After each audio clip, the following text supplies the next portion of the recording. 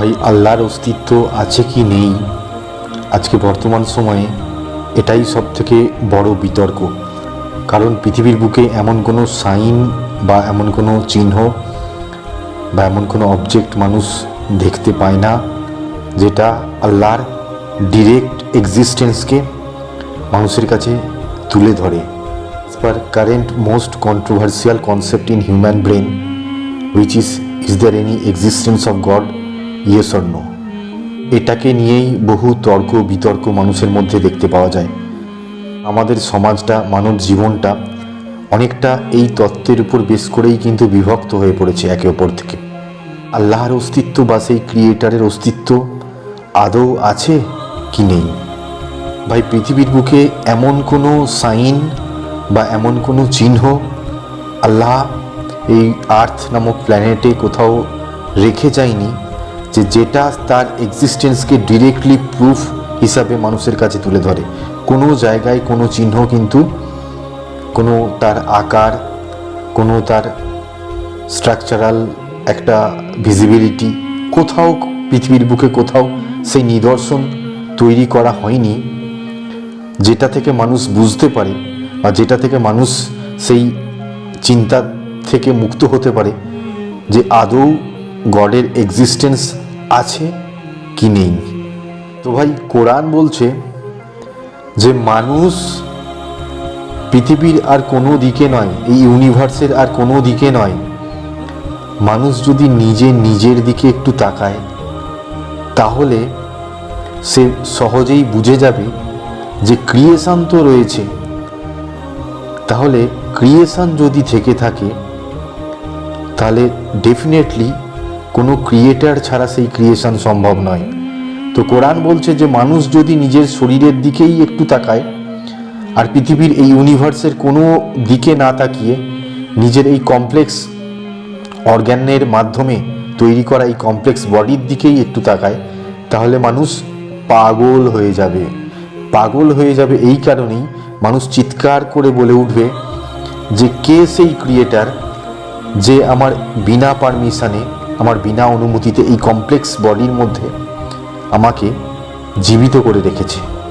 এই পৃথিবীর বুকে মানুষই একমাত্র প্রজাতি যেটাকে সেই ক্রিয়েটার দুটো পায়ের মধ্যে এমন ব্যালেন্স দিয়েছে আর অন্য কোনো প্রাণী, অন্য কোনো জীবের সেই পায়ের মধ্যে এত ব্যালেন্স দেয়নি। মানুষ এমন এক প্রজাতি যার ব্রেন তৈরি করার মাধ্যমে এমন এক ক্ষমতা দেওয়া হয়েছে মানুষের মধ্যে, সেই ক্ষমতা আর অন্য কোনো প্রাণীর মধ্যে দেওয়া হয়নি এই পৃথিবীর বুকে। অবশ্যই এই আমাদের হিউম্যান বডির কিছু লিমিটেশনস রয়েছে। লিমিটেশনস লাইক আমরা এই চোখ দিয়ে, নিজেদের চোখ দিয়ে 180 ডিগ্রি ভিউকে আমরা দেখতে পাই। তো 360 ডিগ্রি ভিউ কিন্তু আমরা, অর্থাৎ পেছনে কি ঘটছে আমরা সেটা অবজার্ভ করতে পারি না, বা সেই ক্ষমতা কিন্তু আমাদের দেওয়া হয়নি। এবং মানুষ সেই চোখের মাধ্যমে একটা নির্দিষ্ট দূরত্ব পর্যন্ত কিছু জিনিস দেখতে পায়, তারপরে কিন্তু তার ভিজিবিলিটি কমতে থাকে। কান এমনভাবে তৈরি করা হয়েছে যে কান একটা নির্দিষ্ট দূরত্ব পর্যন্ত সেই সাউন্ড এনার্জিকে অ্যাকসেপ্ট করতে পারে এবং ক্যাপচার করতে পারে, তারপরে কিন্তু সেই থ্রেশহোল্ড ডিস্টেন্স অতিক্রম করলে সে আর শুনতে পায় না। নেক বা ঘাড়কে এমনভাবে তৈরি করা হয়েছে যে মানুষ শুধুমাত্র এই 180 ডিগ্রি এইভাবে কিন্তু মুভ করাতে পারে। পুরো ঘাড়টাকে কিন্তু সে 360 ডিগ্রি মুভ করিয়ে কিন্তু পেছন দিকে কি ঘটছে বা পেছনে কি হচ্ছে সে কিন্তু এই ঘাড় ঘুরিয়ে দেখতে পায় না বা বুঝতে পারে না। মানুষের জীবনে আরও কিছু লিমিটেশন আছে, লাইক সে শ্বাস প্রশ্বাস না নিয়ে বাঁচতে পারে না, সে জল না পান করে বাঁচতে পারে না, সে খাদ্য না গ্রহণ করলে মারা যাবে, সে রাতের পর রাত না ঘুমালে সে মারা যাবে, সে মলত্যাগ না করলে মারা যাবে, সে মূত্রত্যাগ না করলে মারা যাবে। এই বিশেষ কয়েকটি লিমিটেশনও কিন্তু হিউম্যান বডিতে রয়েছে এবং যেগুলো সেই প্ল্যান মোতাবিক লিমিটেড করা হয়েছে। এবার কোশ্চেন আসছে, মানুষের জীবনের সৃষ্টির ক্ষেত্রে দুটো দিক উঠে আসে। দুটো পয়েন্ট উঠে আসে, দুটো রাস্তা উঠে আসে মানুষের জীবনের সৃষ্টির ক্ষেত্রে। ফার্স্ট পয়েন্ট হচ্ছে যে এই সমস্ত লিমিটেশনস বা ডিলিমিটেশন যেগুলো রয়েছে সেগুলো থেকে এটাই বোঝা যায় যে কেউ তার প্ল্যান মোতাবিক তার ব্রেনকে কাজে লাগিয়ে, তার বুদ্ধিকে কাজে লাগিয়ে মানুষের জীবনকে এইভাবে তৈরি করেছে বা হিউম্যান বডিকে এইভাবে গঠন করেছে তার তার according to his own plan.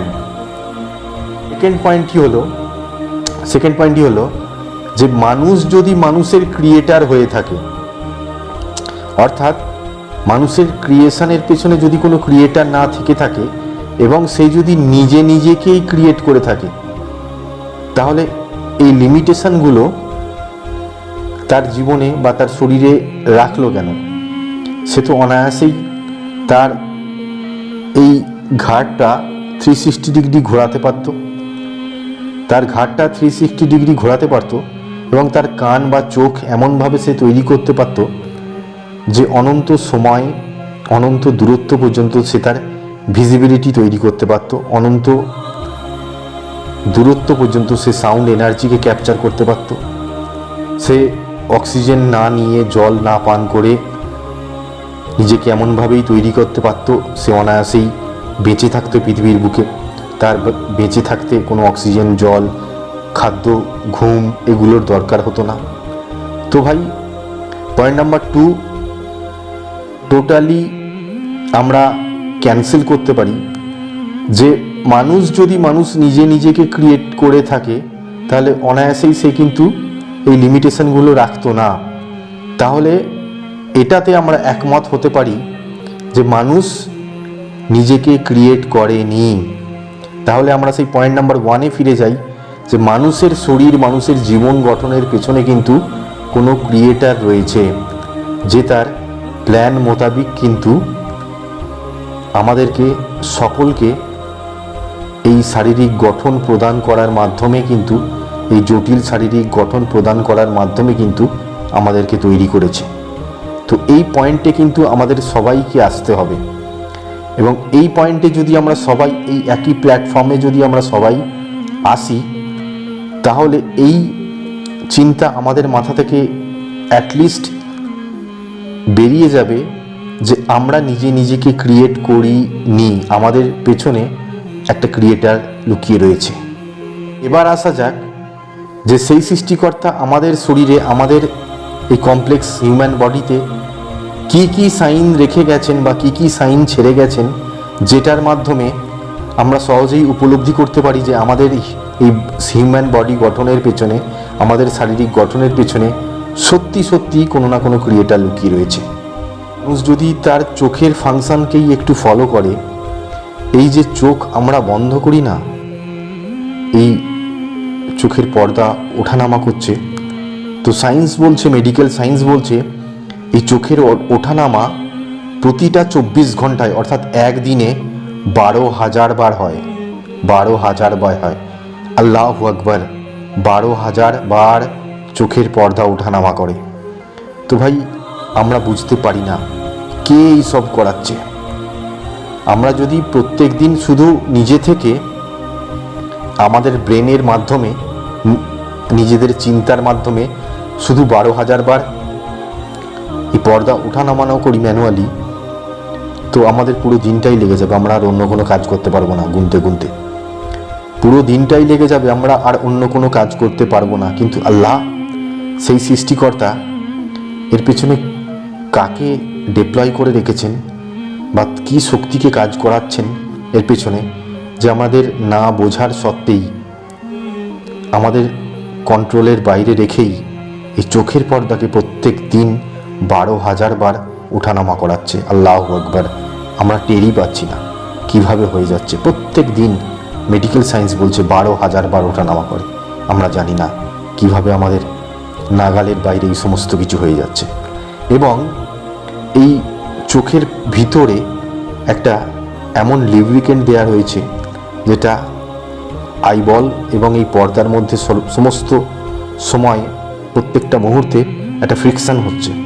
এবং এই লুব্রিকেন্টটা এতটাই এফেক্টিভ যে এই ঘর্ষণটাকে কিন্তু ওই আইবলের সঙ্গে পর্দার সেই রকম এফেক্টিভ হতে দিচ্ছে না, এবং তার কোনো এফেক্ট কিন্তু হচ্ছে না। আর যদি এফেক্ট থাকতো বা লুব্রিকেন্ট না যদি থাকতো, তাহলে ঘষা খেয়ে খেয়ে খেয়ে প্রত্যেকটা মানুষের চোখ নষ্ট হয়ে যেত, প্রত্যেকটা মানুষের চোখ নষ্ট হয়ে যেত। তো কি ব্রেন লাগানোর মাধ্যমে এই পর্দার ভিতরে সেই লুব্রিকেন্ট দিয়ে রেখেছে সেই ক্রিয়েটার, যে সে জানে এই চোখটা ওঠানামা করবে পর্দাটা, এবং তার আইবলটা যাতে না করে খারাপ হয়ে যায়, সেই জন্য কিন্তু সেই চোখের পর্দার নিচে কিন্তু সেই লুব্রিকেন্টকে দেওয়া রয়েছে। আল্লাহু আকবার।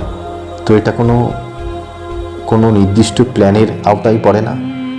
সায়েন্স বলছে আমাদের এই হিউম্যান ব্রেন এমনভাবে তৈরি করা হয়েছে যে প্রত্যেক দিন আমাদের নাগালের বাইরে থেকেই, আমাদের সেই কন্ট্রোলের বাইরে থেকেই প্রত্যেক দিন এই ব্রেন 6000 থেকে 70,000 পর্যন্ত চিন্তা করে যাচ্ছে। প্রত্যেকটা দিন, প্রত্যেকটা 24 ঘন্টায় 6000 থেকে 70,000 পর্যন্ত সে চিন্তা করছে, এবং অটোমেটিক হয়ে যাচ্ছে।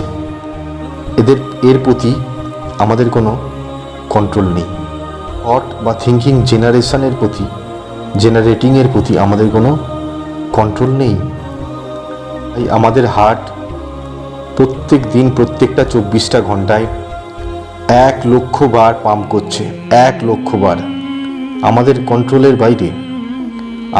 কন্ট্রোলের বাইরে কেউ কোনোদিন বলতে পারবে যে নিজের হার্টবিট সে নিজে থেকে কন্ট্রোল করতে পারবে না।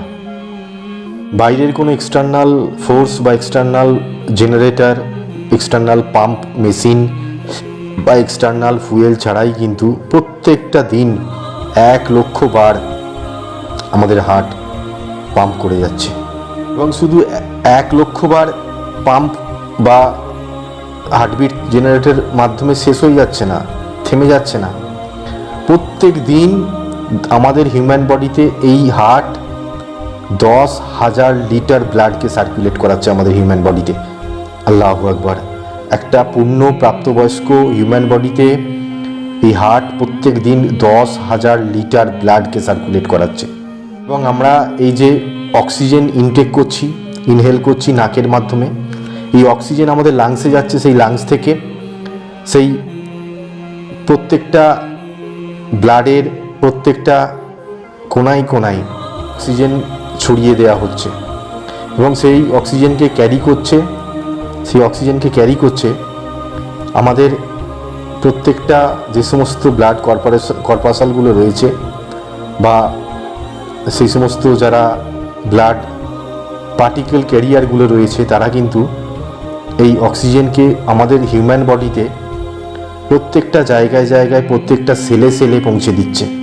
এবং একটা মানুষের শরীরে যে ভেন রয়েছে যার মধ্যে ব্লাড সার্কুলেট করে, এই ভেনগুলোকে কিন্তু একটার সঙ্গে একটাকে জুড়লে তো আমাদের এই পৃথিবীর প্ল্যানেটের আর্থের যে সার্কামফারেন্স রয়েছে টোটাল 40,000 কিমি, তার 2.5 গুণ চক্কর লাগিয়ে দিতে পারবে এই ভেনকে যদি একটার সঙ্গে একটা জুড়ে। এই পৃথিবীর পুরো সার্কামফারেন্সের 2.5 চক্কর লাগিয়ে দিতে পারবে। এবং প্রত্যেকটা হিউম্যান বডিতে একটা নয়, হাজার নয়, লাখ নয়, কোটি নয়, প্রত্যেকটা হিউম্যান বডিতে 100 ট্রিলিয়ন সেল রয়েছে, 100 ট্রিলিয়ন সেল। এবং প্রত্যেকটা সেলে তাদের নির্দিষ্ট ফাংশন রয়েছে, তাদের নির্দিষ্ট একটা স্ট্রাকচার রয়েছে, এবং প্রত্যেকটা সেলে এই ব্লাডের মাধ্যমে কিন্তু অক্সিজেন সাপ্লাই হয়ে যাচ্ছে। এবং আমরা জানি যে বাইরে থেকে যতক্ষণ না কোনো এক্সটার্নাল ফোর্স অ্যাপ্লাই করা হচ্ছে, কোনো জিনিস এক জায়গা থেকে অন্য জায়গায় মুভ করে না। তো হার্ট কি এমন মেশিন যার কোনো এক্সটার্নাল ফোর্স নেই, যার উপর কোনো এক্সটার্নাল ফোর্স অ্যাপ্লাই করা হচ্ছে না, অথচ সে নিজে থেকে পাম্প করানোর মাধ্যমে সেই ভেইনের মধ্যে ব্লাড সার্কুলেট করিয়ে প্রত্যেকটা সেলে অক্সিজেনকে সাপ্লাই করে দিচ্ছে। এর পেছনে কোনো মাথা থাকে না, মাথা কাজ করে না। এটা কোনো মিরাকেল নয়, এটা কোনো মিরাকেল নয়। মিরাকেল বলতে কি বোঝায়?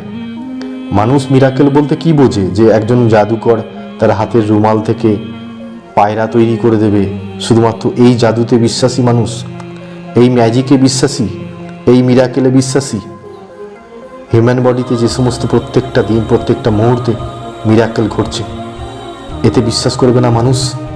মাতৃগর্ভে মায়ের পেটে এক ফোঁটা জল থেকে, এক ফোঁটা জলকণা থেকে একটা বাচ্চাকে কিভাবে বড় করা হচ্ছে ধীরে ধীরে ধীরে ধীরে, এবং কি আকার নিচ্ছে, কি আকার নিচ্ছে।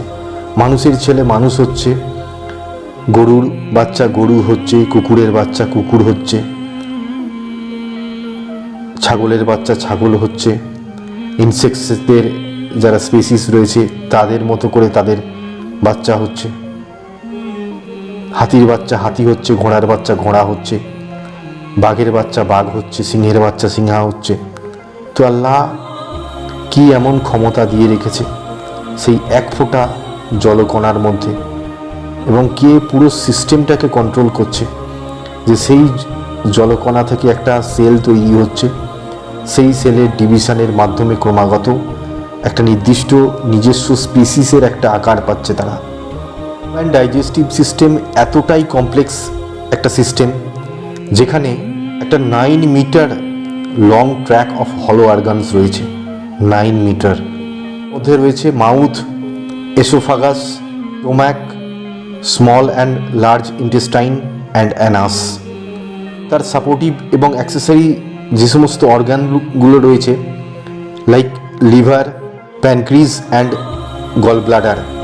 তো ভাই মানুষ পাগল হয়ে যাবে, একবারটি ভাবলে মানুষ পাগল হয়ে যাবে। এবং মানুষ তো শুধু খিদে পেলে খাবারটাকে মুখের মধ্যে ভরে নেয়, মানুষ জানেই না সে তার খাবারটা যে এইখানটাতে ছেড়ে দিল, সেই ছেড়ে দেওয়ার পর সেই খাবারকে কে ভিতরে পথ দেখাচ্ছে, আমাদের শরীরে সেই খাদ্যটিকে কে পথ দেখাচ্ছে, এবং সেই 9 মিটার একটা লম্বা ট্র্যাক, সেই নালীকে পাস করিয়ে কে সেই জায়গায় নিয়ে যাচ্ছে। লিভার, প্যানক্রিজ অ্যান্ড গল ব্লাডারের মাধ্যমে ফুডের ব্রেকডাউন হচ্ছে, এবং সেখান থেকে নিউট্রিয়েন্টস এবং এনার্জি সেখান থেকে আলাদা করে দেওয়া হচ্ছে। যারা বায়োলজি স্টুডেন্ট তারা বুঝবে কত কমপ্লেক্স একটা মেকানিজম এটা।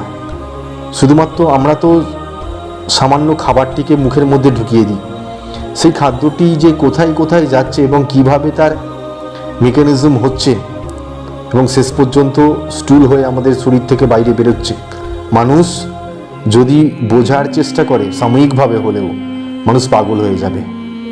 হিউম্যান বডিতে যে ইউনিক ফিঙ্গারপ্রিন্টস তৈরি করা হয়েছে, ফিঙ্গারপ্রিন্টসকে এমনভাবে তৈরি করা হয়েছে যে there is no such two people which have exactly the same fingerprints, which is a sign of individuality created by Allah.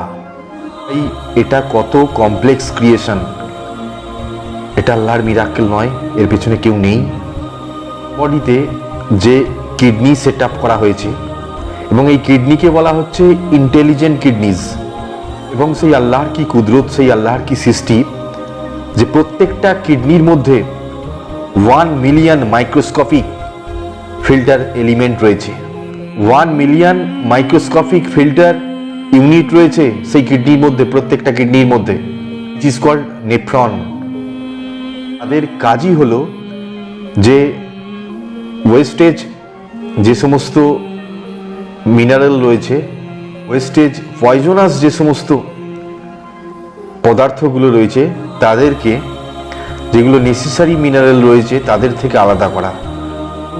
Medical science বলছে যে এই প্রত্যেকটা কিডনির কাজ কোনো কম্পিউটারের থেকেও কোনো অক্ষরে কম নয়। হিউম্যান বডিতে যে দুটো কিডনি রয়েছে তাদের প্রত্যেকের ইন্ডিভিজুয়াল ফাংশন কোনো কম্পিউটারের থেকেও কম নয়। তাই এই কমপ্লেক্স অর্গান ক্রিয়েশনের পেছনে কোনো ক্রিয়েটার নেই, কারোর প্ল্যান নেই, কারোর মাথা নেই। হিউম্যান বডিতে যে সমস্ত ইন্টারনাল সিস্টেম রয়েছে তাদের মধ্যে সবথেকে ভাইটাল সিস্টেম এবং ভীষণ এফেক্টিভ সিস্টেম হচ্ছে মানুষের মধ্যে তার শরীরেই নিজস্ব ইমিউন সিস্টেম, অর্থাৎ দ্য ডিফেন্স সিস্টেম। এই ডিফেন্স সিস্টেম বা ইমিউন সিস্টেমের কাজই হলো যে শরীরের মধ্যে প্রবেশ করা বিভিন্ন হার্মফুল ভাইরাস ব্যাকটেরিয়াকে আমাদের বডির ফ্রেন্ডলি সেলগুলো যাতে এফেক্ট না হয় সেই কাজ অনবরত করে যাওয়া এই ইমিউন সিস্টেমের। এবং এটা one kind of divine protection created by almighty Allah, যেটা মানুষ তার কন্ট্রোলের বাইরে, মানুষ জানেই না তার শরীরের মধ্যে কিভাবে সেই ইমিউন সিস্টেম কাজ করছে এবং কিভাবে সেই ক্ষতিকারক হার্মফুল ভাইরাস ব্যাকটেরিয়ার বিরুদ্ধে কাজ করছে এবং তার শরীরের ভাইটাল সেলসকে রক্ষা করছে এই ইমিউন সিস্টেম। মানুষ জানে না, মানুষের কোনো কন্ট্রোল নেই, মানুষের এ ব্যাপারে কোনো নিজস্ব বোধ নেই, কারণ সে ফিল করতে পারছে না তার শরীরের ভিতরে কিভাবে এই সমস্ত জিনিসগুলো ঘটছে। হিউম্যান ইয়ার, মেডিকেল সায়েন্স বলছে যে মানুষ যখন ঘুমায় তখনও মানুষের কান সজাগ থাকে। মানুষ ঘুমাচ্ছে বিছানার মধ্যে, নাক ডেকে ঘুমাচ্ছে, অথচ বিজ্ঞান বলছে, মেডিকেল সায়েন্স বলছে যে তার কান সজাগ থাকে। অর্থাৎ ঘুমন্ত অবস্থায় যদি পাশে কোনো আওয়াজ হয় বা দূর থেকে কোনো শব্দ আসে, সে কিন্তু সেই শব্দকে, সেই সাউন্ড এনার্জিকে ক্যাপচার করতে পারে এবং তাকে ডিটেক্ট করতে পারে। এবং আমাদের প্রত্যেকটা হিউম্যান বডিতে এবং প্রত্যেকটা সেল এত একে অপরের সঙ্গে হারমোনিক ওয়েতে কাজ করে যাতে আমাদের এই পুরো হিউম্যান বডিটাই স্মুথলি রান করতে পারে, স্মুথলি অ্যাক্টিভ থাকতে পারে, স্মুথলি রেসপন্স করতে পারে। এবং প্রত্যেকটা সেলকে যে হারমোনিক ওয়েতে কাজ করানো হচ্ছে, কারোর কাজ কারোর থেকে আলাদা হচ্ছে না, তাদেরকে একটা সিস্টেমেটিক ওয়েতে, হারমোনিক ওয়েতে কাজ করানো হচ্ছে হিউম্যান বডির প্রত্যেকটা সেলকে। কে করাচ্ছে এই কাজগুলো?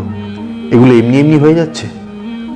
ভাই এবার ভাবুন যে মানুষ সেই ক্রিয়েটারকে খোঁজার জন্য 7 সমুদ্র 13 নদী পার করে এদিক ওদিক ছোটাছুটি করে, কিন্তু সেই ক্রিয়েটারের নিদর্শনই কিন্তু শুধুমাত্র মানুষ যদি তার নিজস্ব শরীরটাকেই সঠিকভাবে পর্যবেক্ষণ করে, তার অস্তিত্ব সম্বন্ধে যে তথ্য পাবে, তার এক্সিস্টেন্স সম্বন্ধে মানুষ যা ইনফরমেশন পাবে, মানুষ পাগল হয়ে যাবে। মানুষ চিৎকার করে বলে উঠবে যে কে সেই ক্রিয়েটার যে আমার বিনা অনুমতিতে, আমার বিনা পারমিশনে এই সমস্ত ঘটনাগুলো আমার শরীরের মধ্যেই ঘটাচ্ছে। কে সেই ক্রিয়েটার? যে শরীর, আমার বডি, অথচ তার মধ্যে এমন কিছু জিনিস ঘটছে যেগুলো আমার নাগালের বাইরে, আমার আয়ত্তের বাইরে, আমার কন্ট্রোলের বাইরে। আল্লাহু আকবার।